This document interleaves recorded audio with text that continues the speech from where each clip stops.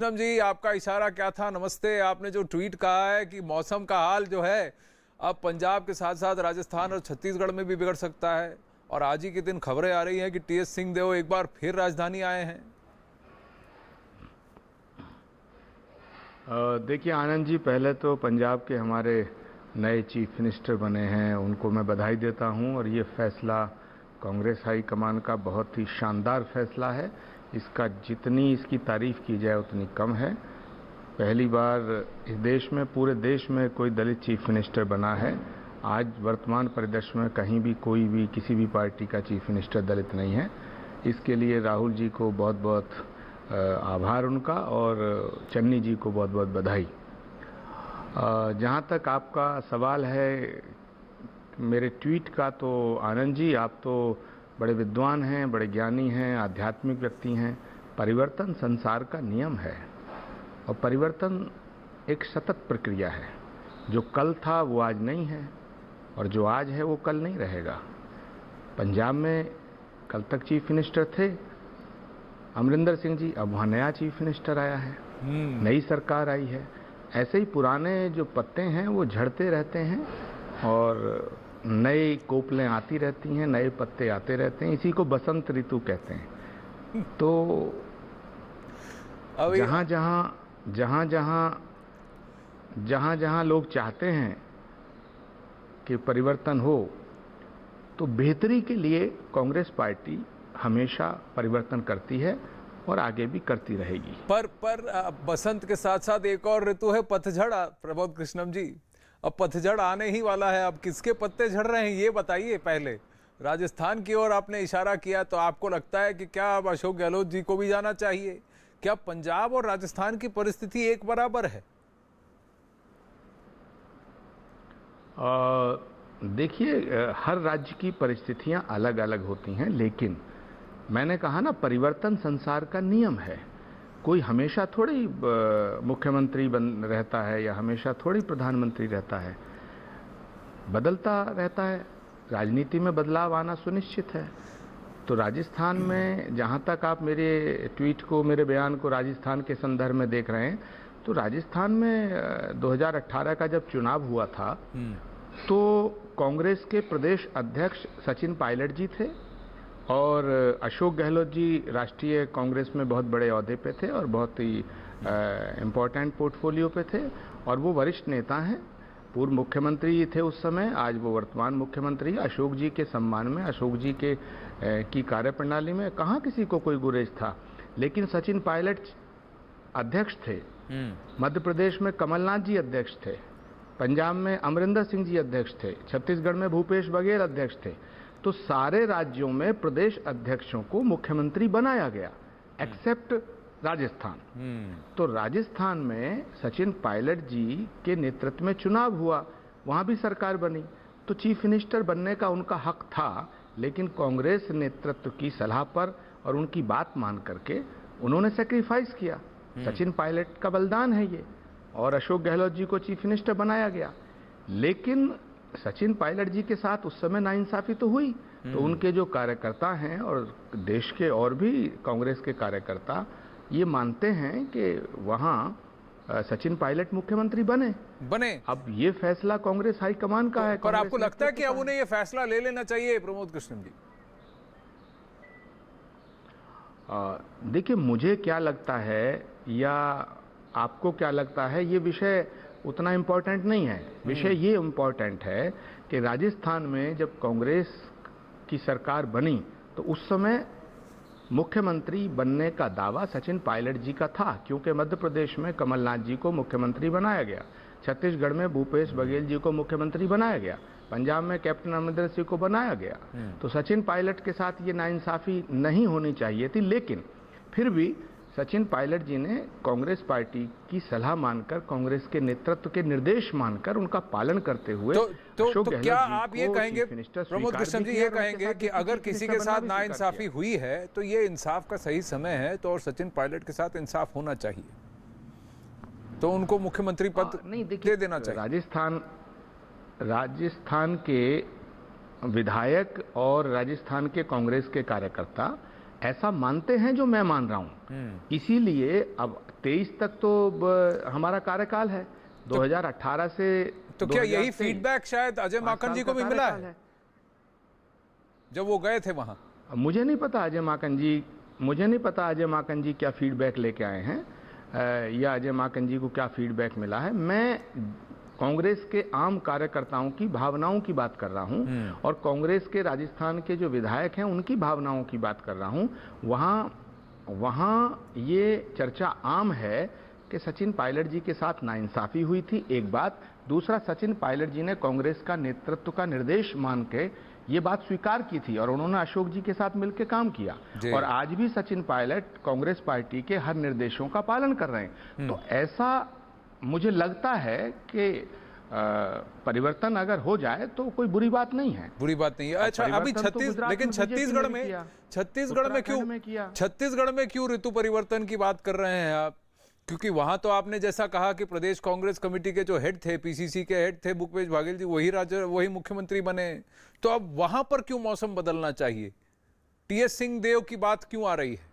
ये 50-50 शेयरिंग की बात सही है? देखिए, वहां भाई मैं कह रहा हूं मैं कोई नई बात नहीं कह रहा हूं। छत्तीसगढ़ में नेतृत्व परिवर्तन की कवायद दिल्ली में शुरू हुई, सिंहदेव भी आए और भूपेश बघेल जी भी आए। मैं तो भूपेश बघेल जी का भी बड़ा सम्मान करता हूं और सिंहदेव जी का भी बड़ा सम्मान करता हूं, लेकिन कुछ ऐसा करार दोनों के बीच में है, उसको टीएस सिंहदेव बता सकते हैं या भूपेश बघेल जी बता सकते हैं।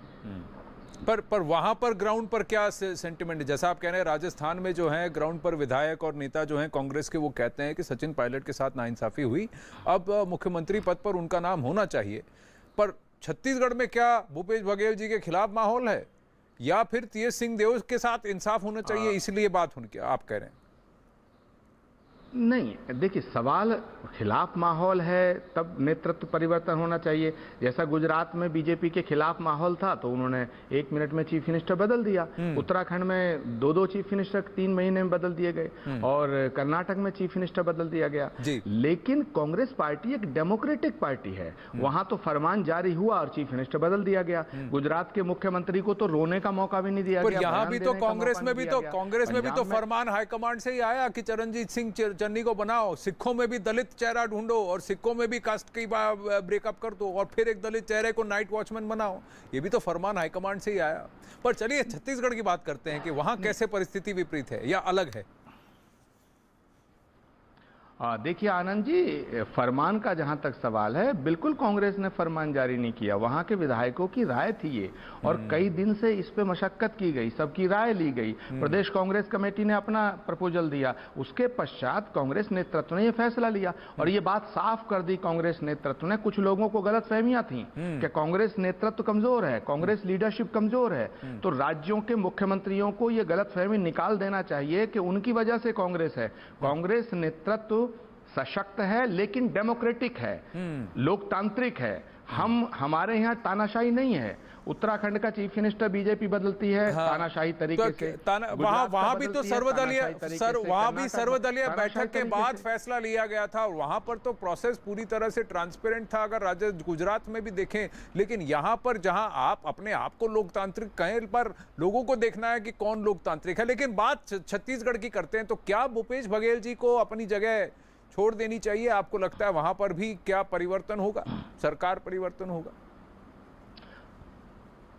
नहीं, मैं ये कहने वाला कौन हूं कि भूपेश बघेल जी को अपनी जगह छोड़ देनी चाहिए। मैं तो ये कह रहा हूं कि टीएस सिंहदेव जी, भूपेश बघेल जी, सचिन पायलट जी, अशोक गहलोत जी, कैप्टन अमरिंदर सिंह जी, सिद्धू जी या कांग्रेस का कोई भी नेता अगर ये मानता है कि वो परमानेंट है किसी पद पर, तो ये गलतफहमी निकाल दे। तो ये परिवर्तन संसार का नियम है, मैंने ये कहा जी। दूसरा, मैंने ये कहा कि कुछ लोगों को ये गलतफहमी हो गई है कि कांग्रेस हाईकमान कमजोर है। तो पंजाब का जो घटनाक्रम है उससे ये बात साफ हो जानी चाहिए कि कांग्रेस नेतृत्व जो है वो कमजोर नहीं है, लेकिन तानाशाही नहीं है। पर कांग्रेस नेतृत्व यानी किसकी बात कर रहे हैं आप? सोनिया गांधी जी की बात कर रहे हैं, राहुल गांधी जी की बात कर रहे हैं, प्रियंका वाड्रा की बात कर रहे हैं? देखिए, कांग्रेस नेतृत्व जब कहा जाता है तो मैं किसकी बात कर रहा हूं ये आप भी जानते हैं। पर वही मैं पूछ रहा हूं, तो आप, क्योंकि प्रियंका वाड्रा जी का इसमें कितना रोल है, मैं आपसे जानना चाहता हूं। और देखिए, प्रियंका गांधी जी कांग्रेस की राष्ट्रीय महासचिव हैं, उत्तर प्रदेश की प्रभारी हैं और उत्तर प्रदेश का चुनाव उनके नेतृत्व में लड़ा जाएगा। हम लोग पूरी तैयारी कर रहे हैं, लेकिन उत्तर प्रदेश में भी कुछ कार्यकर्ताओं की मांग है कि उत्तर प्रदेश में नेतृत्व परिवर्तन हो, उत्तर प्रदेश कांग्रेस कमेटी में कुछ परिवर्तन हो। ये कांग्रेस कार्यकर्ताओं की मांग है, बहुत से नेताओं की मांग है, मुझसे भी बात करते हैं, टेलीफोन पे चर्चा होती है, लेकिन ये फैसला कांग्रेस नेतृत्व का है। तो अब यही कांग्रेस नेतृत्व में प्रियंका जी की भूमिका कितनी है, राहुल जी की भूमिका कितनी है, सोनिया गांधी जी की भूमिका कितनी है, तो फैसला लेने वाला कौन है, मैं ये जानना चाहता हूं। तो पंजाब में फैसला किसने लिया, छत्तीसगढ़ पे फैसला कौन लेगा, राजस्थान पे फैसला कौन लेगा और उत्तर प्रदेश पे फैसला कौन लेगा? देखिए, प्रियंका जी उत्तर प्रदेश की प्रभारी हैं, लेकिन कांग्रेस की राष्ट्रीय महासचिव हैं। तो अगर उत्तर प्रदेश का खास तौर से उत्तर प्रदेश के तमाम कार्यक्रमों के लिए, तमाम योजनाओं के लिए, तमाम पॉलिसीज के लिए, तमाम फैसलों के लिए उन पर खास जिम्मेदारी है, लेकिन वो राष्ट्रीय महासचिव हैं। देश के किसी भी राज्य में अगर कांग्रेस से संबंधित कोई बात है तो उसमें उन्हें अपनी राय रखने का भी अधिकार है, वो हमारी राष्ट्रीय नेता हैं। बिल्कुल, पर मैं ये कह रहा हूं कि देखिए नेतृत्व, हाँ जी जी जी जी, जहां तक पंजाब का फैसला है, पंजाब के फैसले का सवाल है, तो कांग्रेस पार्टी के नेतृत्व ने यह निर्णय किया है कि पंजाब में अमरिंदर सिंह जी का इस्तीफा होना चाहिए, लेकिन विधायकों की मांग पर, विधायकों की सहमति से। दूसरा चीफ मिनिस्टर जब बनना चाहिए विधायकों की सहमति से, एक डेमोक्रेटिक तरीके से यह फैसला लिया गया। मैं बार बार ये कह रहा हूं। तो आपको लगता है कि अब राजस्थान में भी डेमोक्रेटिकली फैसला ले लेना चाहिए कि सचिन पायलट जी को बना दिया जाए मुख्यमंत्री, और उस डेमोक्रेटिक फैसले को यहाँ हाईकमांड में से कौन इन्फ्लुएंस करेगा? क्योंकि वहां मुझे लगता क्योंकि है पंजाब में भी कहा जा रहा था कि कैप्टन अमरिंदर सिंह जो हैं वो सोनिया गांधी जी के साथ हैं, उनके लॉयलिस्ट हैं, और नवजोत सिंह सिद्धू को अगर खड़ा किया गया तो राहुल गांधी जी के कहने पर किया गया। तो अब यहाँ पर फिर नेतृत्व की बात होती है, तो किसके नेतृत्व की बात हो रही है? कहीं ना कहीं ये देखा जाए कि फिर से कमान अब राहुल गांधी जी के हाथ में आने वाली है। देखिए, राहुल गांधी जी के हाथ में कमान आने वाली है, ये बात कुछ जमी नहीं। राहुल गांधी जी के हाथ में तो कमान हमेशा थी, वो तो छोड़ के चले गए थे पद। अब तो अभी तो अध्यक्ष सोनिया जी हैं। नहीं, राहुल जी ने जब इस्तीफा दिया था तो उन्होंने ये कहा था कि मैं अब अध्यक्ष नहीं बनूंगा, और उस पर वो कायम रहे। तो आप ये कह रहे हैं राहुल गांधी दोबारा अध्यक्ष बन जाएंगे? राहुल गांधी को किसने कहा था कि आप इस्तीफा दे दो? उन्होंने नैतिक दायित्वों का निर्वहन करते हुए इस्तीफा दिया। ठीक है, तो फैसला सोनिया जी का है? कमिटेड आदमी है कहां? तो फैसला सोनिया गांधी जी का है कि राहुल गांधी जी का है या प्रियंका जी का है? देखिए, पहले मैं बताना चाहता हूं आपको, राहुल गांधी भी कांग्रेस के अध्यक्ष रहे हैं, और राहुल गांधी ने जब इस्तीफा दिया था तो उसके बाद उन्होंने साफ कहा था मैं अध्यक्ष नहीं बनूंगा। उन्होंने कहा कि कोई गांधी नहीं, उन्होंने कहा कि मैं अध्यक्ष नहीं बनूंगा और कोई गांधी भी नहीं बनेगा, ये भी उन्होंने कहा था, पर वैसा तो नहीं हुआ।